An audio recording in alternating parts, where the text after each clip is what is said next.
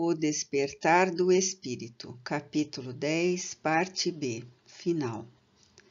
Sem conflitos nem fobias. Encontro com a saúde. O processo psicoterapêutico que faculta o equilíbrio, auxiliando o paciente a eliminar as enfermidades reais, psicossomáticas, imaginárias ou traumáticas, que se apresentavam perturbadoras, leva inevitavelmente a comportamento desafiador, qual seja o da identificação das elevadas potencialidades de que dispõe para o enfrentamento com a própria consciência. Rompendo as algemas que o prendiam aos estados fóbicos e de sofrimentos variados, começa a sentir a claridade abençoada do sol primaveril, do autoencontro e as possibilidades antes inimaginadas que lhe estavam ao alcance, enquanto recalcitrava e se atormentava na masmorra do encarceramento pessoal. A liberdade de pensamento e de ação é conquista lenta, que deve ser demarcada com vitórias sobre as pressões e condicionamentos psicológicos, morais e sociais. A pouco e pouco, enquanto a consciência desperta para os valores éticos relevantes e a necessidade da plenitude, alteram-se as paisagens antes afligentes, porque há mudança no ângulo de observação dos quadros da vida, que é sempre generosa e rica de dádivas, cabendo a cada ser humano retirar a parte que melhor o atende e o felicita. A saúde legítima não é algo que se busca fora da própria realidade, qual o medicamento que se encontra numa farmácia aguardando para ser utilizado. Trata-se de um esforço que o paciente tem o dever de empreender, a fim de alterar o quadro de considerações em torno de si mesmo e dos outros, da natureza e das suas leis, de modo a identificar-se com o eu profundo e avançar no rumo das conquistas íntimas, imponderáveis e valiosas para a sua harmonia. A ruptura das condições inquietadoras exige decisão e terá que ser feita pelo próprio indivíduo. O seu psicoterapeuta é alguém que lhe ensina um método que demitiza os impedimentos, que o conduz ao encontro de todos os recursos que possui e permanecem esquecidos. O trabalho, porém, é pessoal e intransferível, exigindo interesse consciente e pleno pela conquista da harmonia, antegozando, passo a passo, a alegria de cada degrau conquistado e daqueles que deverão ser vencidos. E rompe no íntimo, nesse comenos, a alegria de viver, descobrindo-se quanto se é útil ao contexto social e como é importante a contribuição que se pode oferecer à sociedade, a fim de que outros igualmente encontrem o caminho da autorrealização. Não raro, enfermos com doenças degenerativas como o câncer, a AIDS e outras desfrutam de imensa alegria por estarem vivos e lutando contra a conjuntura existencial, sem arrefeçarem o ânimo, antes confiantes nos resultados saudáveis das terapias médicas especializadas, fruindo em cada momento o máximo das experiências, sem preocupação com o tempo que lhes resta. Para muitos, tais problemas orgânicos constituíram verdadeira bênção, porque o despertaram para outras realidades mais vigorosas e caras ao sentimento e que antes ignoravam. Sem lamentações, enfrentam as injunções penosas com tranquilidade estimulante, desfrutando de estado saudável, enquanto diversas pessoas, catalogadas como sadias, escondem a sua situação em conflitos tormentosos, somatizando distúrbios que as levam a enfermidades injustificáveis, ou cultivam perdas, ausências, necessidades que podem ser facilmente superadas, desde que se resolvam por enfrentar as condições desafiadoras do momento que sempre cedem lugar a outras de caráter diverso. A doença somente é impedimento para quem se recusa à alegria de existir e receia enfrentar a conjuntura que considera limitadora para a sua felicidade. Pode-se viver com equilíbrio, mesmo que sob algumas limitações perfeitamente superáveis. Quando se crê que a enfermidade é uma desgraça que a tudo impede, ei-la que assim se manifesta, gerando embaraços e até imobilizando o paciente. Se, no entanto, a visão é otimista e rica de resignação dinâmica, que não se submete ao seu impositivo, mas luta por superá-lo, transforma-se em experiência positiva para que os objetivos existenciais sejam alcançados.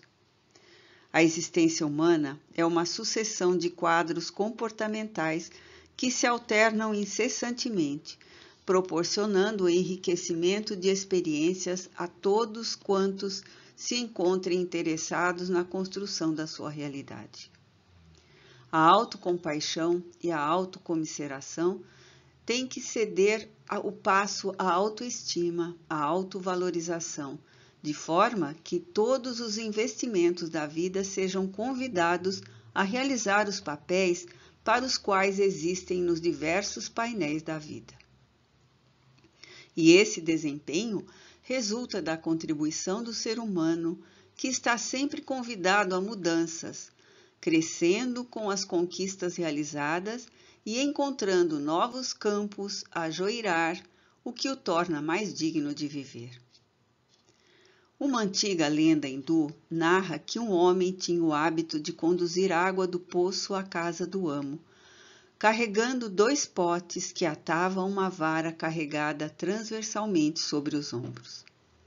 Um dos potes, porém, era rachado, o que causava prejuízo em face da água que se perdia no transporte entre a fonte e o domicílio.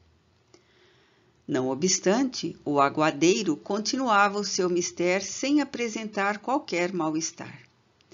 Sempre quando chegava e ia derramar a água no depósito, percebia que somente conseguia trazer 1,5 pote do precioso líquido.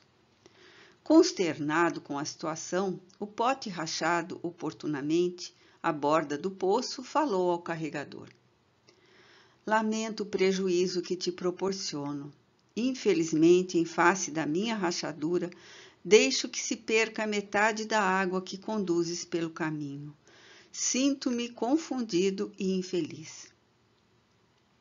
O modesto carregador, no entanto, respondeu-lhe: Não te preocupes com isso. Eu reconheço esse prejuízo, porém resolvi transformá-lo em lucro. Vem ver comigo. Observa que o lado por onde derramas a água está bonito, em face das plantas, flores e cores que esplendem. Muito bem. Como eu me dei conta de que irrigavas esse lado da estrada, resolvi semear-lhe flores, e eis o resultado. O pote rachado, entretanto, redarguiu-lhe. Apesar disso, somente conduzes 1,5 pote com água em vez de 2, e isso traz-te dano. Enganas-te, repostou-lhe o aguadeiro. Graças à sementeira que fiz, a tua irrigação natural, diariamente ali colho algumas flores e adorno a casa do meu amo, o que muito o alegra e felicita, e isso devo a ti. É sempre possível transformar limite em harmonia, falta em completude e ausência em esperança. Dependendo de cada um, aquilo que é escassez de alguma forma poderá converter-se em lição de vida, proporcionando equilíbrio e prazer. A ausência de determinados padrões do que se convencionou chamar saúde total, com habilidade e criatividade, se transmuda para utilidade e riqueza emocional. O encontro com a saúde é fácil, a sua preservação torna-se, porém, um grande esforço que necessita ser mantido com espírito jovial e criativo, a fim de que os pequenos acidentes de percurso não se transformem em desequilíbrio e rebeldia. Um coração jovial e um espírito amável resolvem quaisquer problemas proporcionando saúde e paz, já que o trânsito orgânico se caracterizará sempre por pequenos convites à reflexão e à manutenção dos objetivos abraçados. Autorrealização e paz. Procurar entender o reservatório do inconsciente humano em paralelismo com o consciente, que é conforme a capacidade de entendimento de cada um, tem sido a labuta afanosa dos pensadores e estudiosos do ser através dos tempos. A partir de Leibniz, com a teoria das mônadas, cuja diferença entre si estava na forma lúcida como cada qual entendia o mundo, desde o estágio mais inconsciente da alma, que constitui a matéria, até a suprema mônada, que é a consciência superior e absoluta, ou Deus, tem início uma nova formulação do ser. Essa teoria sofreu alterações nas interpretações do inconsciente, conforme cada filósofo, tais Hegel com a sua dialética, Schopenhauer com a sua conceituação de vontade, apresentada na teoria do inconsciente absoluto, que se expressa continuamente nos diversos planos da vida, quais o físico, o psíquico e o metafísico, significando a base e a lógica do mundo, a diretriz de segurança, rumo único para desenvolver-se e alçar a plenitude da consciência, ou da salvação e redenção de tudo quanto existe. Freud, como psiquiatra, melhor do que ninguém se adentrou no profundo do ser, mediante seu inconsciente já percebido por Caros e Nietzsche. Freud, porém, através da psicanálise, conseguiu elaborar um sistema através do qual a consciência se revela somente em uma parte, que se manifesta como deformada da vida psíquica, que somente será desvelada quando seja possível reunir em um mesmo estudo o inconsciente, o consciente e o subconsciente do ser humano. Praticamente, todos os fenômenos da vida se iniciam e passam pelo inconsciente, onde se encontram as tendências libidinosas, que permanecem esmagadas pelo critério decorrente da censura elaborada e mantida pela consciência. Prosseguindo nas pesquisas do mestre Carl Jung, concluiu pela realidade do inconsciente coletivo, que reúne todas as realizações e vivências das gerações passadas, inclusive as animais por onde teria passado o ser humano, apresentando as suas consequências na expressão atual. Aprofundando-se, porém, a sonda da investigação no abismo do inconsciente humano, as heranças coletivas constituem as experiências individuais das reencarnações anteriores, proporcionando o armazenar das conquistas e prejuízos que permanecem na memória extracerebral, no perispírito, não poucas vezes ressumando em paz, quando saudáveis ou em conflitos, se procedentes de erros e defecções morais. São esses comportamentos infelizes que geram na conduta psicológica os tormentos de difícil compreensão psicanalítica, por transcenderem a atual existência corporal.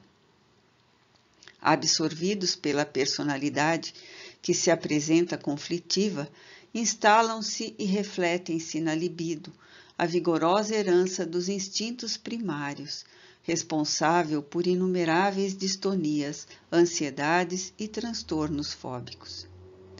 Buscar a terapia da autoconsciência constitui o recurso valioso para a aquisição da saúde e da harmonia que se interdependem. O espírito é o arquiteto seguro do próprio destino, por meio das condutas que se impõem. Refletem-se cada existência as aquisições saudáveis ou mórbidas que dão curso ao equilíbrio ou à insanidade. Castradoras algumas das injunções pretéritas que o inconsciente exige do indivíduo, aguardam cuidados especiais para serem superadas e diluídas. Não poucas vezes, manifestam-se como rigidez corporal, tensões musculares, como se anéis vigorosos imobilizassem o paciente, que se angustia em processos respiratórios deficientes, entrecortados, inibidos, como resultado de ocorrências perinatais, tormentos experimentados na infância, mas cujas matrizes remontam às existências passadas, desencadeadoras dos mecanismos aflitivos da atualidade. Em casos dessa natureza, a terapia bioenergética de Reishi propicia a libertação dos movimentos, a aceitação do corpo, rompendo os elos retentores e facultando a integração harmônica do ego com o self, sem prejuízos psicológicos para o ser consciente. Em outros conflitos mais complexos, nos quais as heranças do inconsciente coletivo são mais constritoras, as propostas freudianas, junguianas, behavioristas oferecem mananciais terapêuticos de resultados eficientes e libertadores. A realidade, no entanto, é que nesse empreendimento, a busca da autorrealização e da paz, todos necessitam da experiência e das terapias especializadas, de que se fazem instrumentos os verdadeiros missionários das ciências psíquicas e psicológicas para a saúde e o bem-estar, a paz e a alegria perfeita. Em qualquer processo, todavia, o ser desempenhará sempre um papel fundamental para a própria recuperação, qual o da autoconsciência, da conquista do si, para que a saúde real e a paz legítima se lhe instalem nos painéis existenciais, facultando-lhe a alegria plena de viver. Nem sempre a paz será a placidez das águas tranquilas que às vezes repousam sobre decomposição orgânica e morte, qual sucede nas regiões pantanosas. A paz resulta da consciência sem choque com o inconsciente, que a irriga de ideais superiores e a estimula às realizações enobrecidas. Não impede que surjam novas refregas, consistindo em equilíbrio perante os desafios e confiança no desempenho das tarefas. Superando a fase dos conflitos, o indivíduo constata a excelência dos resultados dos esforços envidados, ora manifestando-se como bem-estar. A marcha da evolução, no entanto, não cessa na autorrealização e na paz, que são de momento um clímax, facultando abrirem-se novos painéis de progresso, porque é inestancável a marcha para o infinito. Nesse processo vitorioso, o espírito se despe das escamas pesadas do ego, resultantes das reencarnações, e consolida o self, que o alcançará às cumeadas dos altiplanos para levantar voos mais audaciosos na direção de Deus, que o aguarda através dos milênios de Evos. Vencer as sombras densas para alcançar a luz imarcessível, libertar-se das doenças e dos transtornos psicológicos, alargar a percepção da realidade, saindo da estreiteza dos limites em que se encarcera, diluir barreiras do pensamento pessimista em favor do idealismo altruísta. Eis a saga esplendorosa que deve ser encetada por todos os seres humanos que nascem como princípio inteligente e atingem a glória solar em êxtase de autorrealização e paz.